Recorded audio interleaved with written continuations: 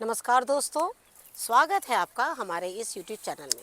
दोस्तों, आप जैसे देख रहे हैं इस वक्त कि मैं पूरी तरीके से एक ऐसे पौधे की बिल्कुल कटिंग के साथ हार्वेस्टिंग कर रही हूँ जो पूरी तरीके से तैयार हो गया है।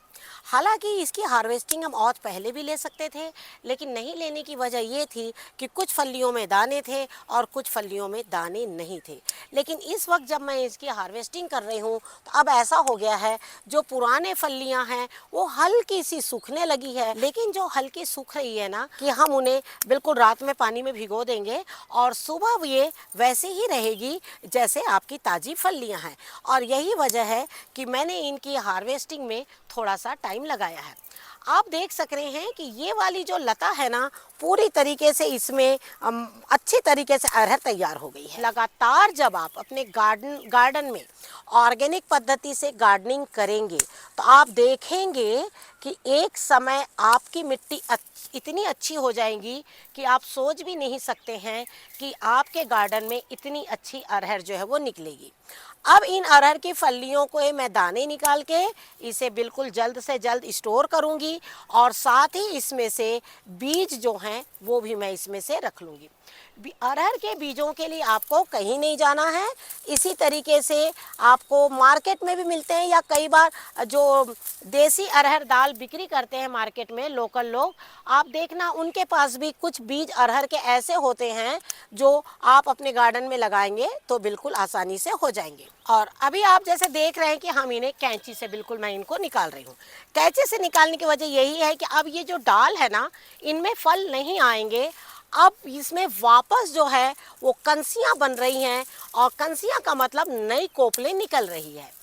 तो जब हम इसमें पूरी फली तोड़ लेंगे, आप देख सक रहे हैं कि किस तरीके से, ये देखिए किस तरीके से फलियां जो है वो पूरी लगी हुई हैं। तो जिनके पास भी तुअर के पौधे हैं और जिनको लगता है कि अब इनकी फलियां इस तरह से सूख गई है और अब ये पौधा मेरे कोई काम का नहीं है, तो मैं उनसे बताना चाहूँगी कि ये पौधा अभी भी आपका उतना ही हेल्दी है जितना कि पहले था। अब आपको क्या करना है, जब आप इसकी हार्वेस्टिंग कर ले, हार्वेस्टिंग के बाद में पूरी फलियों को निकाल लीजिए जिस तरीके से हमने टहनियों से निकाली है। इसके बाद आप देखिएगा, इसकी आप पूरी मतलब अच्छी तरीके से फलियों को निकाल के इसकी ज़मीन की आपको हल्की सी गोड़ाई कर लेनी है, ढीली कर देनी है ज़मीन को। याद रहे जड़ों को बिल्कुल भी नुकसान ना पहुंचने पाए। और उसके बाद अब इसकी मिट्टी को आपको बिल्कुल ऐसे गीला रखना होगा। हालांकि अरहर में ज़्यादा पानी नहीं डाला जाता है, लेकिन अब जैसे गर्मी आ गई है तो आपको इसमें पानी डालना है। खाद इसमें आपको कौन सी डालना है, आपको इसमें सिर्फ और सिर्फ आप गोबर की खाद डालिए। आप देखिएगा बहुत अच्छे से इसमें नए अंकुरण हो जाएंगे। जब नए अंकुरण हो जाएंगे उसके बाद वापस आप इसमें सरसों की खली डाल सकते हैं, पोटास वाली खाद डाल सकते हैं, जिससे कि आपके जो इसके अंदर जो दाने हैं, ये देखिए हर एक दाना जो है वो आपको हम दिखाते हैं कि दाने देखिए कितने अच्छे इसमें बने हैं।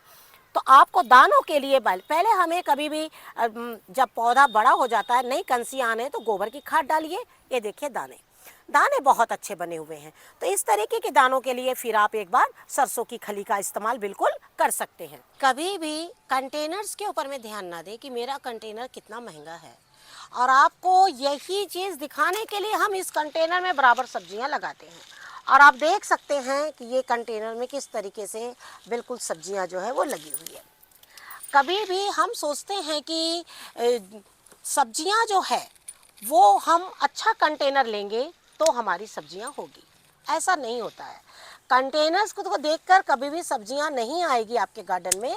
आपके गार्डन में जो सब्जियां हैं वो हमेशा आपकी मिट्टी और आपको किस तरीके से तैयार किया है मिट्टी, या किस तरीके से आप खाद डालते हैं, ये देखकर सब्जियां होती है। और आपको बताना चाहूँगी कि फिर से एक बार हमने अलग अलग तरीके के बिल्कुल बैगन लगाए हैं। और बैगन जो है एक ऐसी सब्जी है, आप सभी जानते हैं कि ये सालों साल हमारे किचन में जो है वो हर दूसरे दिन भी अगर बनती है, क्योंकि जो लोग खाते हैं मैं उनकी बात करना चाहूँगी। कई लोग तो बिल्कुल जैसे बैगन नहीं खाते हैं, मैं उनके लिए नहीं बोलना चाहूँगी, लेकिन जो लोग खाते हैं उनके लिए तो मैं अपना कहना चाहूँगी हर एक पौधा जो है एक एक दो दो लगाएं। लेकिन कई बार जब नर्सरीज तैयार हो जाती हैं तो उसके बाद क्या होता है, हम बैगन के पौधे फेंक नहीं पाते हैं और उसमें क्या होता है, फिर बहुत सारे बैगन के पौधे तैयार हो जाते हैं।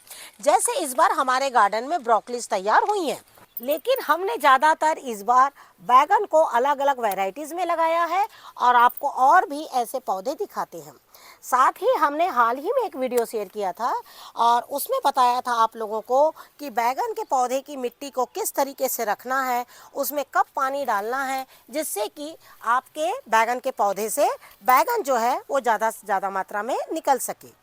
जिस तरीके से हमने आप लोगों से बैगन के में किस तरीके से मिट्टी को रखना है ये बताया था, अगर आपने भी इस तरीके से अपने बैगन के पौधे की मिट्टी तैयार करी होगी तो हम आपसे बताना चाहेंगे कि जो बैगन हैं आपके भी गार्डन में जो पौधे हैं बैगन के वो इसी तरीके से हरे भरे रहेंगे और साथ ही फल भी जो आप देख रहे हैं किस तरीके से काफ़ी अच्छे हुए हैं, ऐसे आपके भी गार्डन में बिल्कुल होंगे। हमने ज़्यादातर जो बैगन के पौधे हैं ना वो इस तरीके से लगाए हैं जिससे कि और भी लोग जो लगाना चाहें वो बहुत आसानी से लगा सकते हैं। तो आप देख सकते हैं, ये देखिए। तो इस बार हमने आपसे कहा कि हम बहुत अलग अलग तरीके के बैगन बिल्कुल लगाए हैं, लेकिन इसके पीछे मैंने मेहनत बहुत करी है। कारण कि मतलब जिस तरीके से मैंने इनके सीडलिंग लगाई और सीडलिंग लगाने के बाद ये तैयार होने में बहुत मुझे मुश्किल दे रहे थे और आपने देखा होगा कि यही वजह है कि हमने इस साल आपको बहुत कम हार्वेस्टिंग जो है वो बिल्कुल दिखाई है। और ये देखिए इस तरीके से हमने आपसे क्या कहा, ये बहुत बड़ा होगा ही नहीं, बड़े की उम्मीद करूंगी मैं, कभी नहीं होगा। अभी मैंने इसमें से ही ये देखिए एक ये निकाला था और दूसरा देख रहे हैं इस तरीके से है और फिर आप देख रहे हैं कि यहाँ पर हमारे कुछ बैगन जो हैं अभी बिल्कुल लगे हुए हैं। लेकिन आप देख रहे होंगे कि पौधे की रंगत बहुत अच्छी नहीं है, कारण क्योंकि ये बैगन होते ही कम है। इसीलिए हमने ज़्यादातर इंटरक्रॉपिंग गार्डनिंग करी है कि हमारे पौधे में कुछ मिर्च हो जाए, कुछ बैगन हो जाए। जैसे यहाँ पर देखिए मिर्च का पौधा लगा हुआ है और ये देखिए मिर्च भी इसमें काफ़ी अच्छी तैयार हो रही है। साथ ही एक टमाटर का पौधा भी बिल्कुल लगा हुआ है। जैसे मैंने आपसे कहा कि मेरे एक कंटेनर में 2 या 3 किस्म के पौधे होते हैं। तो आपने देखा कि अभी मैंने जो इसमें से निकाले वो लॉन्ग में लंबे वाले बैगन थे, ये इस कलर के ये वाले। तो मैंने इसमें 2 पौधे लगाए हैं और 2 पौधे ही मैंने इसमें इसके ग्रीन बैगन के लगाए हैं। ग्रीन बैगन ये अपने आप में बहुत ज़्यादा टेस्टी होते हैं, ये वाले देखिए इस तरीके से। साथ ही अब आपको मैं बोलना चाहूँगी कर्ल लीव्स के लिए जिस तरीके से आप लोगों की बातें होती है कि कर्ल लीव्स से हम क्या करें, मैं आपसे कहना चाहूँगी कि मिर्च में अगर कर्ल लीव्स है लेकिन फूल भी पूरे हैं, आप बस इसमें राख और नीम ऑयल का छिड़काव करते चले जाइए और अगर फूल है तो आप उसे छोड़ दीजिए, उनकी पिंचिंग मत करिए। लेकिन जहाँ पर फूल नहीं है आप उसकी पिंचिंग बिल्कुल कर सकते हैं। डालों की पिंचिंग कर दीजिएगा, आप देखिएगा नए पत्ते आ जाएंगे। लेकिन आपको राख और नीम ऑयल से कोई नुकसान नहीं होगा, तो आप राख और नीम ऑयल का ना बिल्कुल छिड़काव बिल्कुल करते चले जाइएगा। उससे क्या होगा, आपके मिर्च के पौधों को कोई असर नहीं होगा, आपके मिर्च के पौधे हमेशा फल जो है देते रहेंगे। साथ ही जब इस तरीके के पत्ते निकलते हैं तो आप उसको बिल्कुल बाहर की ओर फेंक दें या किसी एक पॉलीथीन में पैक करके दूर इसको फेंकें।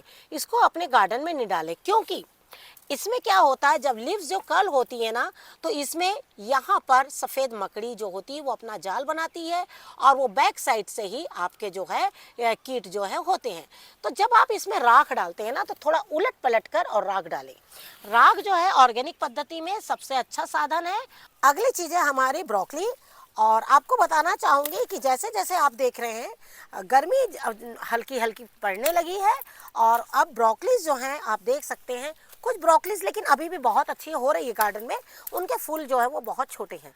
लेकिन ये जो कंटेनर है मेरा, इसकी मिट्टी बहुत अच्छी नहीं रही, साथ में इसमें पौधे हमने बहुत लगाए थे और यही वजह है कि इस कंटेनर में ब्रोकली एक भी अच्छी नहीं हुई है। बहुत आप देख रहे हैं कि बहुत किस तरीके से छोटी और छोटी के ही साथ में ये देखिए किस तरीके से इस तरीके से ये बनते चले जा रही। इसकी 2 वजह है, एक तो है कि इसकी गोड़ाई बहुत अच्छी नहीं हुई है, दूसरा है कि हमने इसे तोड़ने में थोड़ा सा लेट कर दिया। अब हम ज़्यादा से ज़्यादा अपने कंटेनर्स खाली कर रहे हैं और कंटेनर्स खाली करने की वजह है कि अब जो है हमारे यहाँ पर भिंडी जो है वो तेज़ी से लगना शुरू होगी। आपको लगता है कि अब मुझे इनकी कंटेनर्स खाली कर देना चाहिए, तो मैं आपको बताना चाहूँगी कि बिल्कुल आप कंटेनर्स खाली कर सकते हैं।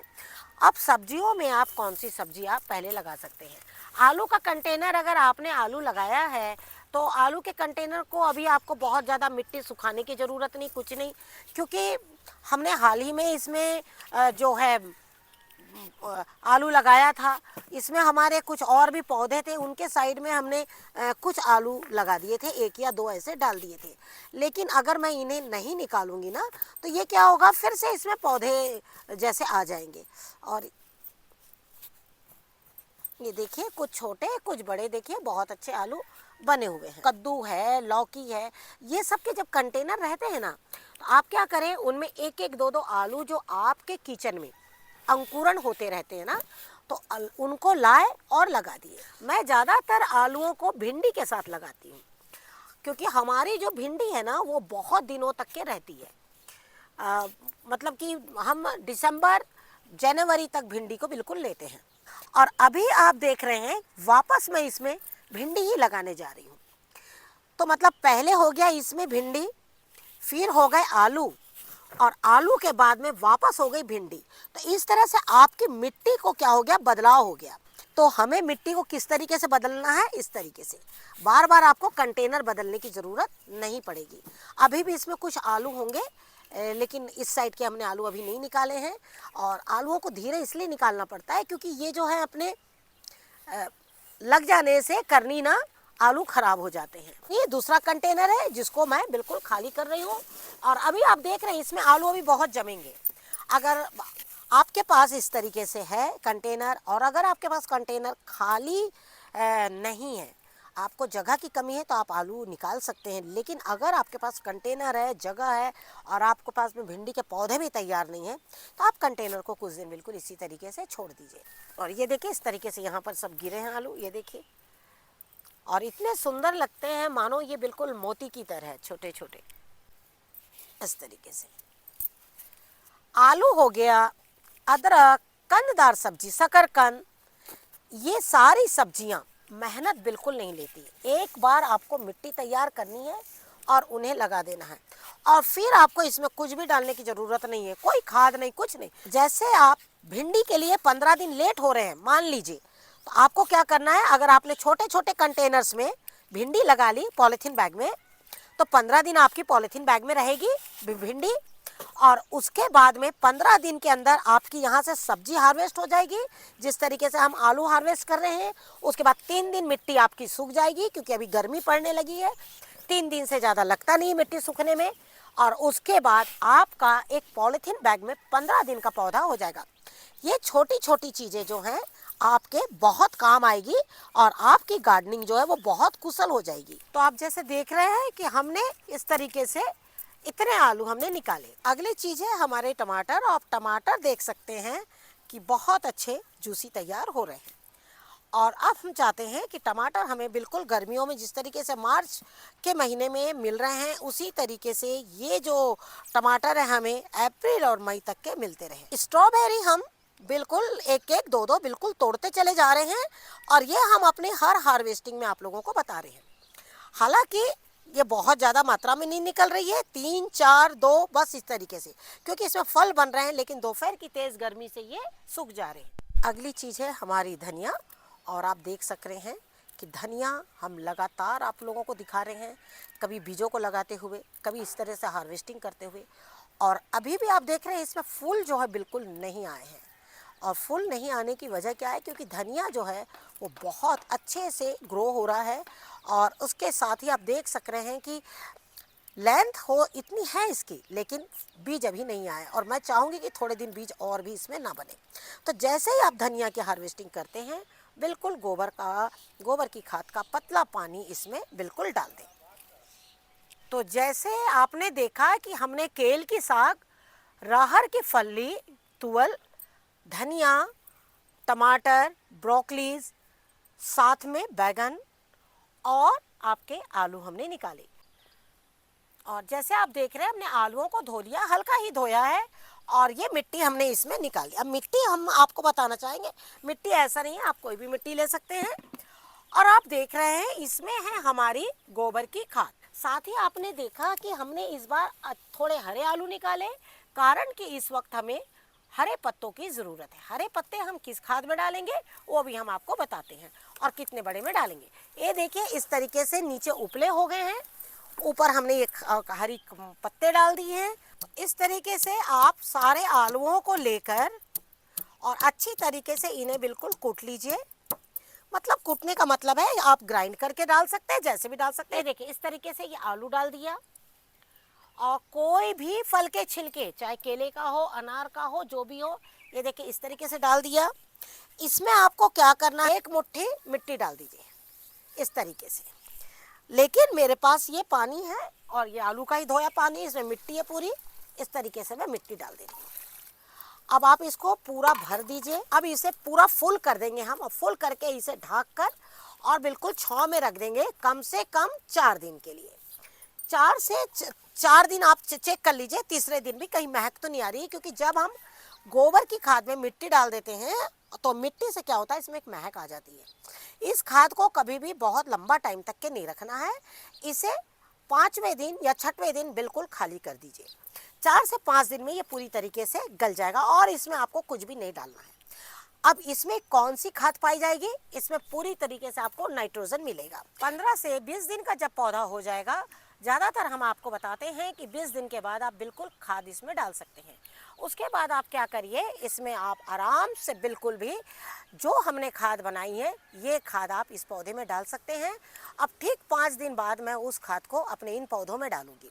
इन पौधों में डालते ही इन पौधों में पत्तियों की मात्रा बढ़ जाएगी। हरे खाद का सबसे बड़ा महत्व होता है नाइट्रोजन, और नाइट्रोजन की वजह से पौधों का ग्रोथ जो है वो बहुत फास्ट भागता है। फास्ट भागने की वजह है कि उसमें ग्रीन पत्ते बहुत तेज़ी से बनते हैं, नहीं तो आपके पौधों में ग्रीन पत्ते ही नहीं बनेंगे और पौधे वहीं के वहीं छोटे छोटे सूख जाएंगे। तो इस तरीके से आप खाद को बनाते चले जाइए और हार्वेस्टिंग बिल्कुल करते चले जाइए। आशा करती हूँ आपको आज का वीडियो ज़रूर पसंद आएगा। वीडियो पसंद आए तो लाइक और शेयर ज़रूर कीजिए, और अगर आपको कुछ भी पूछना है तो आप हमारे कमेंट सेक्शन पर जाकर पूछ सकते हैं। Thank you very much. नमस्कार, जय हिंद, जय।